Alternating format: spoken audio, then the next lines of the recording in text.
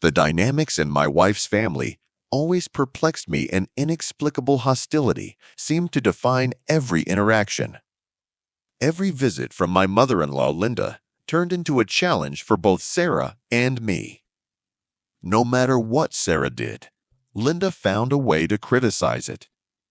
Once in a while, she praised, but even then, her compliments carried a caustic tinge. One particular visit left an indelible mark on my memory. Linda threw a look of contempt at Sarah, and that image is imprinted on my memory. Interestingly, Linda never treated me with hostility. Moreover, she was surprisingly friendly. We felt comfortable talking, and she often smiled at me during our conversations. Meanwhile, Sarah was feeling distinctly uncomfortable, her eyes darkening with frustration. Their relationship was undoubtedly strained, a strange, unsettling dynamic that was hard for me to understand. Linda was undeniably attractive despite her age. If she and Sarah stood side by side, people sometimes mistook them for sisters. She was meticulous about her appearance and exuded self-confidence. Eventually, Sarah reached her limit and decided to spend the night at her friend's house, leaving me alone with Linda. I didn't mind. Linda and I had always had a friendly relationship. That night, as we sat down to dinner, I noticed her eyes lingering on me. Every time I looked up, she met my gaze with a flirtatious smile. There was a zest about her that made me feel uneasy. "So, Mike, aren't you sick of my daughter yet?" she suddenly asked in a teasing tone. I almost choked on my food. "No, of course not, Linda," I reply, giggling nervously. She pursed her lips, sizing up my answer. "She's not having any luck, you know." "I'm worried that one day you might give up on her," she added, keeping her eyes on me.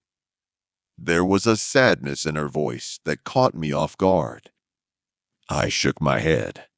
I love Sarah. We are one family, for better and for worse. Before I could say anything else, Linda stood up, her sharp nails touching my shoulder as she moved closer. I started to object, but she pressed a finger to my lips. "Don't be too quick to say no, Mike," she whispered. Without waiting for my response, she slid into my lap, her eyes daring me to push her away.